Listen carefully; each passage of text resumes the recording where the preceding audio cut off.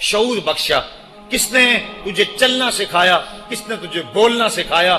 کس نے تیری چھاتی میں زور رکھا؟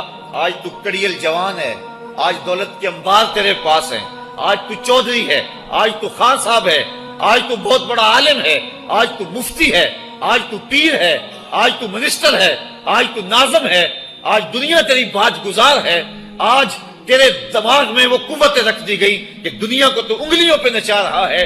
ذرا پلٹ کے دیکھنا پیچھے، ذرا پیچھے لوٹ کے تو دیکھ، تو چار پائی کے سہارے بھی چلنا نہیں جانتا تھا، پھر تجھے چار پائی سے چلنا سکھایا، پھر تو نے چلنا، اور چلتا تھا 2 قدم تو گر پڑتا تھا۔ ذرا ماضی کی طرف پلٹ کے دیکھ، اور تو بھول گیا رب کو جس نے تجھے اتنا کچھ دیا۔ چل ماضی کی طرف پلٹ کے نہیں دیکھنا، مستقبل کی طرف ہی جھانک کے دیکھ لے۔ ایک وقت پھر دوبارہ تیرے اوپر ایسا آئے گا، پھر تیری بولتی بند ہو جائے گی، پھر تیرا چلنا بند ہو جائے گا۔ چار پائی سے لگ گیا، مورے میں تکلیف ہو گئی، تو فالج زدہ ہو گیا۔ سارے گھر والے 4 دن تو بڑی خدمت میں لگے رہے، لیکن انہیں اپنے کام بھی تو کرنے تھے، پھر آہستہ آہستہ تجھے اگنور کرنا شروع کر دیا۔ تو بھی اس بات کو سمجھنے لگا۔ پھر وہ وقت بھی آیا کہ تیری چار پائی کو اندر سے اٹھا کے برآمدے میں رکھ دیا کہ بابا کھانستا ہے، بچے جس طرف ہوتے ہیں جراثیم پھیلتے ہیں، اب نوکر تجھے روٹی دینے لگا۔ شام کو بیٹا آتا ہے، 2 لمحے کھڑا ہوتا ہے، پھر اپنے بیڈ روم میں چلا جاتا ہے، تو اس کی صورت کو ترستا رہتا ہے۔ آج تیری زندگی اجیرن بن گئی، پھر تیرے اوپر ایسے حملے بیماریوں کے ہوئے، ایسی تکلیفیں ہوئیں، بول و براز بھی اوپر، لوگ ناک پہ کپڑا رکھ کے تجھے اٹھاتے ہیں۔ اس وقت تو اپنی زندگی سے تنگ آ گیا، تو کہتا ہے ڈاکٹر کو لگا زہر کا ٹیکہ، مجھے موت آ جائے۔ بتا ہم تجھے موت بھی نہ دیتے تو کیا کرتا؟ ہم نے تجھے زندگی دی تھی، یہ ہمارا احسان، اور اب تمہیں موت اگر دیں گے تو یہ بھی ہمارا احسان ہے۔ اگر تو تڑپتا تھا، تیری زندگی جو ہے وہ اجیرن بن چکی تھی، سارے تجھ سے تنگ آ گئے تھے، تیرے بیٹے بھی کہتے دعا کرو اللہ بابے کو پردہ دے دے، سارے تیرے پردہ مانگ رہے تھے، اب بتا کہ ہم تجھے پردہ بھی نہ دیتے تو کیا کرتا؟ ثم اماتہ فاقبرہ، شکر کر ہم نے تجھے موت عطا کر دی، فاقبرہ، اور پھر اس کے بعد تجھے قبر دی۔ کتا بھی تو مرا تھا، گھسیٹ کے روڑی پہ ڈال دیا، بکری بھی تو مری تھی، گھسیٹ کے روڑی پہ ڈال دیا، تجھے بھی روڑی پہ ڈال دیا جاتا تو کیا تھا؟ لیکن کہا نا یہ میرا شاہکار ہے، پہلے سے غسل دو، بیری کے پتے بھی ڈال لینا، صفائی خوب ہو جائے، اس کو چٹے لباس کا کفن دو، اس کے سند سند پہ خوشبو ملو، اس کو سلگھاؤ، خوشبوئیں سلگھاؤ، اس کو خوبصورت چارپائی پہ ڈالو، اس کے اعضائے سجدہ پہ مشک ملو، اور اس کی جو ہے وہ چارپائی کے دائیں بائیں پھول رکھو، اور اب سارا زمانہ تیرا منہ دیکھنے آ رہا ہے، ذرا سوچ تیرا منہ دکھانے کے قابل ہے؟ اور پھر کہا اب اس کو اٹھاؤ، قبرستان میں لے چلو، زمانہ آ گیا، تو آج دولہا بنا ہوا ہے اور زمانہ تیری برات بنی ہوئی ہے، اور کہا کہ ایک آدمی نہ اٹھائیں، اس کا پروٹوکول ہے، اس کو 4 آدمی اٹھائیں، کندھا بھی بدلتے رہیں، کہا زیادہ تیز بھی نہ چلنا، میرے شاہکار کو کہیں جھٹکا نہ لگے، اور پھر تیرا پروٹوکول امام کعبہ بھی ہو تو وہ پیچھے ہے، تیری لاش آگے۔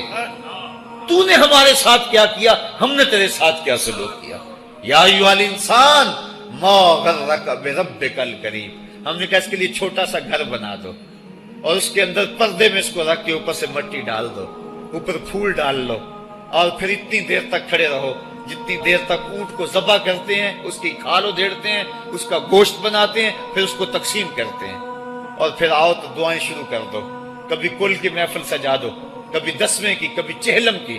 اے انسان، تیرے ساتھ جو کچھ ہوا لوگوں کی نظروں کے سامنے تجھے رسوا تو نہیں کیا میں نے؟ یا ایھا الانسان ما غرک بربک الکریم، ذرا پیچھے پلٹ کے دیکھ لے، نہیں تو آگے جھانک کے دیکھ لے، تجھے کبھی تو شرم آئے گی، تو کہاں بھٹک گیا، کہاں بہہ گیا۔ آ جا اس کریم رب کی طرف جو 70 ماؤں سے زیادہ پیار کرتا ہے۔ آنا تو نے ہے ہی، آج نہیں تو کل آئے گا، تو کل جو پھر کفن میں منہ چھپا چھپا کے آتا پھرے گا، آج کھلے منہ ہی آ جا۔ آج میری رحمتیں تیرا بڑھ بڑھ کے استقبال کر رہی ہیں۔ روبی بن حراش ایک بزرگ ہوئے اور تابعی ہیں۔ تابعی وہ تھا جس نے صحابی کو دیکھا ہو، ساری زندگی ان کے چہرے پہ مسکراہٹ نہیں آئی، وہ کہتے تھے کیا خبر میرا انجام کیا ہوگا۔ شیخ سعدی فرماتے ہیں جب تو دنیا پہ آیا تھا نا تو روتا تھا، یہ سارے ہنستے تھے، بچہ جب پیدا ہوتا ہے تو اور اس کا رونا اس کی زندگی کی دلیل ہے. جب تک بچہ چیختا نہیں سارے پریشان ہوتے ہیں، آواز نہیں آ رہی، پتہ نہیں زندہ ہے کہ جو ہے وہ گوشت کا لوتھڑا ہے. جب بچہ چیختا سارے خوش ہو جاتے ہیں، مبارکیں دیتے ہیں، مٹھائیاں بانٹتے ہیں. تو اس کا رونا اس کی زندگی پہ دلیل.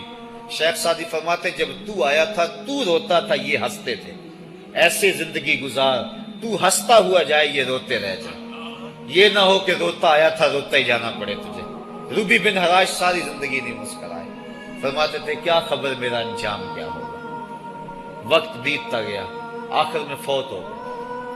ان کا بھائی ربی بن حراش غسال کو بلا لایا کہ میرے بھائی کو غسل دو. غسال جب غسل دینے کے لیے داخل ہوا تو فوراً باہر پلٹ آیا. ربی پوچھنے لگا کیا ہوا ہے؟ کہا یار تیرا بھائی بڑا عجیب ہے. کہا ہوا کیا ہے؟ کہا نحنو نغتسلہ وہو یتبسم، ہم اسے غسل دیتے ہیں وہ آگے سے مسکراتا ہے. کہا اس نے قسم کھائی تھی جب تک اپنا اچھا انجام نہیں دیکھوں گا نہیں مسکراؤں گا. اس کو امام ابو نعیم نے حلیہ میں لکھا، روز الانف کے اندر امام سہیلی نے لکھا، قاضی ایاز مالک اندلسی نے شفا میں لکھا، اور اسی کو امام جلال الدین سیوطی علیہ رحمہ نے جو ہے وہ الخصائص الکبریٰ میں لکھا. کہا یا تیرا بھائی بڑا عجیب ہے، ہم اسے غسل دیتے ہیں وہ آگے سے مسکراتا ہے. تو اس نے قسم کھائی تھی جب تک اچھا انجام نہیں دیکھوں گا نہیں مسکراؤں گا. آج اس نے اپنا اچھا انجام دیکھ لیا تبھی تو مسکرا رہا ہے. 12 لوگوں کے 2 گروہ بن گئے.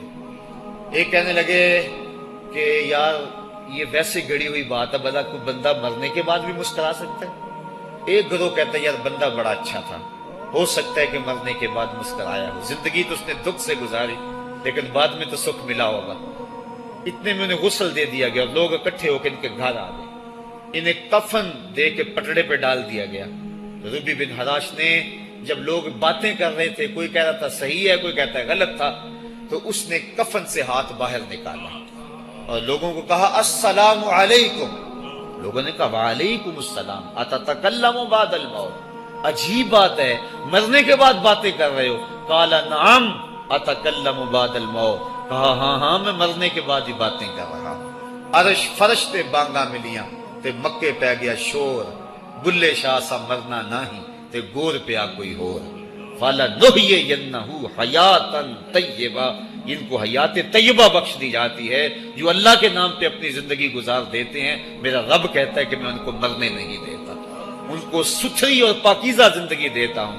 اور اقبال کہتا ہے فطرت ہستی شہید آرزو رہتی نہ ہو، خوب تر پیکر کی اس کو جستجو رہتی نہ ہو. موت کو سمجھا ہے غافل اختتام زندگی، یہ ہے شام زندگی صبح دوام زندگی. تو کہا ہاں ہاں مرنے کے بعد باتیں کروں. لوگوں نے کہا بتا پھر تیرے رب نے تیرے ساتھ سلوک کیا کیا.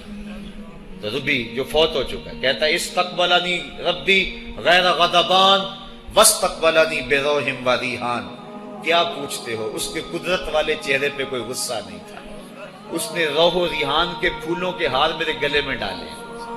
لوگوں نے باتیں پوچھنا شروع کر دی. موقع مل گیا ایک مردہ بول پڑا، کوئی ادھر کی پوچھ رہا ہے کوئی ادھر کی پوچھ رہا ہے. امام ابو نعیم لکھتے ہیں کہ جب لوگوں نے سلسلہ کلام طویل کر دیا تو ربی بن حراش نے کہا اجلوا بی ولا تؤخروا بی لان ابا القاسم ينتظر علی الصلاۃ، دیر نہ کرو مجھے جلدی جلدی قبرستان میں لے جاؤ، تم مجھے باتوں میں لگا رہے ہو، امام الانبیاء میرے جنازے کا انتظار فرما رہے ہیں. لوگوں نے جنازہ پڑھا اور اپنے گھروں میں آنے کی بجائے سیدھا ام المومنین حضرت عائشہ صدیقہ رضی اللہ تعالی عنہا کی چوکھٹ پہ چلے گئے اور جا کے سارا ماجرا کہا. وہ ابھی باقاعد حیات تھی. کہ ایک آدمی نے مرنے کے بعد یوں باتیں کی ہیں، آپ اپنی رائے بتائیں کہ یہ کیا ہو سکتا ہے. تو ام المومنین رضی اللہ تعالی عنہا نے فرمایا تم کیوں پریشان ہو گئے ہو، میرے سرتاج آقا فرما گئے ہیں کانا رجل من امتی یتکلم بعد الموت، میری امت میں ایسے مرد بھی ہوں گے جو مرنے کے بعد باتیں کیا کریں. تو وہ لوگ جنہوں نے اپنی زندگی اللہ کے نام لگا دی اور اس کے ذکر کے نام لگا دی، وہ مرنے کے بعد بھی ابدی اور سرمدی زندگی پاتے ہیں. اور جو لوگ اللہ سے بے بہرہ ہیں، اس کی خشیت سے جن کا سینہ خالی ہے اور دین کا چراغاں جن کے سینے میں نہیں ہے، وہ چلتے پھرتے بھی مردہ ہیں. ان کے سینے میں دھڑکتا ہوا دل تو ہے لیکن تمانیت کا نور اس میں نہیں رکھتے ہیں. وہ دھرتی کے اوپر چلتے تو ہیں لیکن دھرتی کا بوجھ ہیں. لیکن یہ لوگ وہ دھرتی کی چھاتی میں ہیں لیکن دھرتی کا وقار ہے. ان کی قبروں سے بھی زندگی پھوٹ رہی ہے اور ضیائیں پھوٹ رہی ہیں. میں جب بھی کبھی لاہور گیا ہوں تو ایک منظر مجھے اپنی طرف کھینچتا ہے. جب میں دریائے راوی کے اس پار ہوتا ہوں تو میں ایک قبر دیکھتا ہوں جس پہ حسرتیں برس رہی ہیں.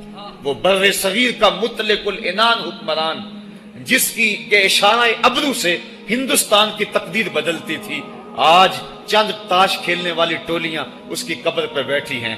اس کی محبوب بیوی جو بادشاہ کے پیچھے بیٹھتی تھی اور پردہ پیچھے لٹک رہا ہوتا، بادشاہ کا کوئی فیصلہ اسے ناگوار ہوتا، پیچھے سے وہ کمر ٹھونکتی، بادشاہ فیصلے بدل لیتا. جس کے اشارہ ابرو سے ہندوستان کی تقدیر کے فیصلے تبدیل ہوتے تھے، اس کی قبر بھی ساتھ ہی اندھیرے میں ہے.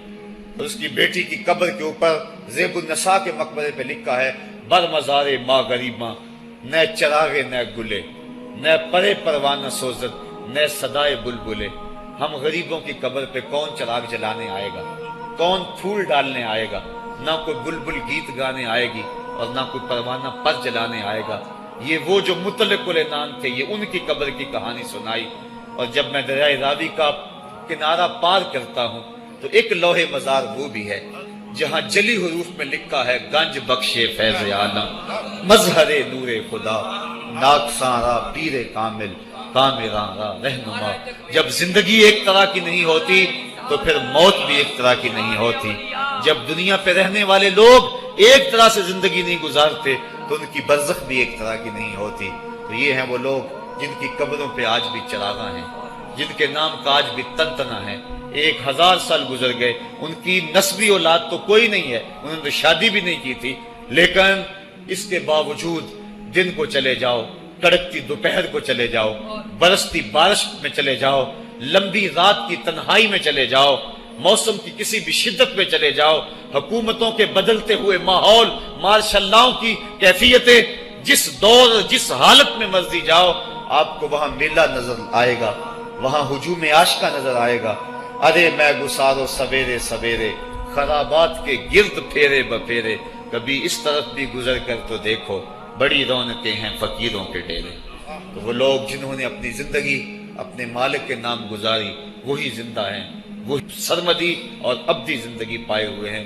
صاحبو، اب میرے اور آپ کے پاس سانسوں کا موقع موجود ہے، ورنہ یہ سانسیں تیزی کے ساتھ پگھل رہی ہیں. میں کل امام راضی کو پڑھ رہا تھا، وہ کہتے ہیں، ایک بزرگ فرماتے ہیں مجھے سمجھ نہیں آ رہی تھی ان الانسان لفی خسر کی، کہ بے شک انسان گھاٹے میں ہے.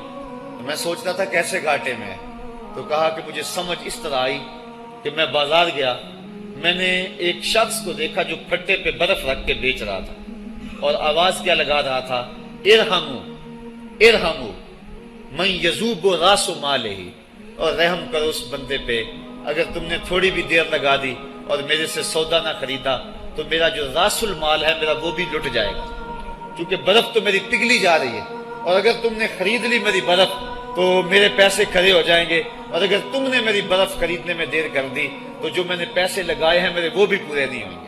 تو وہ کہہ رہا تھا ارحمو من یذوب راس مالہ. وہ کہتے ہیں مجھے ان الانسان لفی خسر کی سمجھ نہیں آ رہی تھی، اس کے اس جملے کو سن کے سمجھ آ گئی کہ انسان جلدی جلدی اپنی سانسوں کو گوا رہا ہے، اسے چاہیے کہ جلدی جلدی ان سانسوں سے کام لے لے، ورنہ یہ سانسوں کی برف پگھل جائے گی اور اس کی یہ پونجی بھی برباد ہو جائے گی. تو صاحبو، میں اور آپ لمحہ لمحہ موت کے قریب ہو رہے ہیں، لمحہ لمحہ موت کے قریب ہو گئے. آج میں دوپہر کو بیٹھا تھا تو وہ ایک شخص آ کے میاں صاحب کا شعر پڑھنے لگا: دیگر تے دن گیا محمد، اوڑک نو ڈب جانا. تو میری نظر چلی گئی، میں نے کہا ابھی تو 10 بجے ہوں گے، تو میں نے کہا صبح کے 10 بھی بج گئے ہیں اور پھر 12 بھی بج جانے ہیں، پھر ظہر بھی ہوگی، پھر دیگر بھی ہوگی، اور اس کے بعد پھر شام بھی ہو جانی ہے. اب ہم دیگر تک تو پہنچ گئے ہیں، اب شام کے تدلکے بھی قریب ہو گئے ہیں، تو یہ دن ڈوب جانا ہے تھوڑی دیر کے بعد. یہی مثال ہماری زندگی کی ہے. کوئی دوپہر تک آ گیا ہے، کوئی چاش تک آ گیا ہے، کوئی ظہر تک آ گیا ہے، کوئی عصر تک آ گیا ہے، اور کسی کی زندگی کا سورج بالکل غروب ہونے کے قریب آ گیا. صاحبو، پتہ کوئی نہیں کہ ہمارا اگلا قدم کہاں ہے. اس سے قبل کہ کوئی حجت باقی نہ رہے، مجھے آپ کو اپنی زندگی پہ نظر ثانی کرنا ہوگی، اپنے گناہوں کا اور اپنی نیکیوں کا حساب لگانا ہوگا.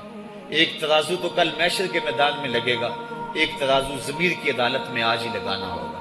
ہمیں دیکھنا ہوگا ہمارے پلے کتنے عمل ہیں اچھے، اور جو اچھے عمل ہیں ان میں خلوص والے کتنے ہیں، لوگوں کے دکھاوے والے کتنے تھے، رب کے لیے کتنے عمل کیے اور لوگوں کے لیے کتنے کیے۔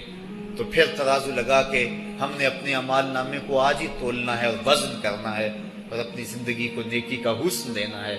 وقت کٹ رہا ہے، زندگی لمحہ لمحہ موت کے قریب ہو رہی ہے، قبل اس سے کہ کوئی حجت باقی نہ رہے، ہم ہاتھ ملتے رہ جائیں، پچھتاتے رہ جائیں تو کیا فائدہ ہوگا۔ بلکہ میں نے تو پڑھا کتابوں میں، علماء لکھتے ہیں قیامت کے دن تو نیکوکار بھی پچھتائیں گے۔ بدکاروں نے تو پچھتانا ہی پچھتانا ہے، نیکوکار بھی پچھتائیں گے۔ بدکار تو اس لیے پچھتائیں گے انہوں نے اتنے گناہ کیوں کیے، تو نیکوکار کیوں پچھتائیں گے؟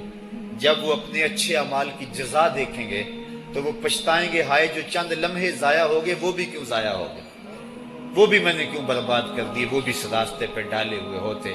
تو آج مجھے آپ کو موقع ہے، دیکھیں قبریں، کتنی قبریں جو ہیں وہ ہمارے کتنے ملنے والے، ذرا نظر دوڑائیں نا، آج ہم کتنوں کو کندھوں پہ اٹھا کے قبرستان چھوڑائے ہیں۔ حضرت غوث اعظم رضی اللہ تعالیٰ عنہ فرماتے ہیں، جا کے قبرستانوں میں دیکھو کتنے کتنے حسینوں کی مٹی خراب ہو رہی ہے، جو اپنے بدن پہ ایک چٹکی مٹی نہیں پڑنے دیتے تھے، آج ان کا کفن بھی تار تار ہو گیا ہے۔ جو اپنے کلف لگے کاٹن کو سلوٹ نہیں آنے دیتے تھے، آج ان کے کفن بھی ٹوٹ گئے ہیں اور ہڈیوں کے جوڑ جوڑ الگ ہو گئے۔ تو وقت ہمارے اوپر وہ آنے والا ہے، کسی نے آج تک موت کا انکار نہیں کیا۔ میں نے لوگوں کو خدا کا انکار کرتے دیکھا، آپ نے بھی دیکھا، لیکن کوئی موت کا آج تک انکار کرتا نہیں دیکھا گیا۔ موت اپنا آپ منوا لیتی ہے۔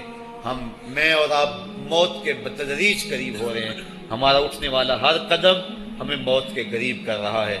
تو قبل اس سے کہ وہ وقت آ جائے اور کوئی حجت باقی نہ رہے اور ہم ہاتھ ملتے رہ جائیں، وقت پر کافی ہے ایک قطرہ بھی آب خوش ہنگام کا، جل گیا جب کھیت برسا می تو پھر کس کام کا، پھر تو پچھتاوا ہی ہوگا۔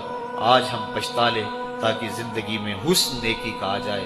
یہ میری آپ سے درد مندانہ اپیل ہے، گزارش ہے، اور میری آپ سے التماس ہے کہ یہ تھوڑی سی زندگی اللہ نے جو مجھے اور آپ کو ودیعت کی ہے، یہ بڑا تھوڑا سا عرصہ ہے، تھوڑا سا موقع ہے۔ یہ دنیا بوائی کا موسم ہے، آخرت کٹائی کا موسم ہے۔ جو بوائی کے موسم کو برباد کر بیٹھا ہے، کٹائی کے موسم میں اس کے ہاتھ کچھ نہیں لگتا۔ تو آج تخم عمل ڈال لیں، آج ایک بیج ڈالیں گے، کل 70 کاٹ لیں گے۔ لیکن اگر آج کچھ نہ کیا، اپنی سانسیں برف کی طرح پگھلا دیں، تو یہ اس شخص کی طرح ہے جو پھٹے پہ رکھ کے برف کہہ رہا ہے کہ میرے اوپر رحم کرو، اگر تم نے میرے سے برف نہ خریدی تو میرا راس المال بھی لٹ جائے گا۔ ہمارا راس المال سانسوں کی صورت میں لٹ رہا ہے۔ اللہ مجھے آپ کو اپنی رحمتوں کا حصار عطا فرمائے۔ وآخر دعوانا ان الحمد للہ رب العالمین۔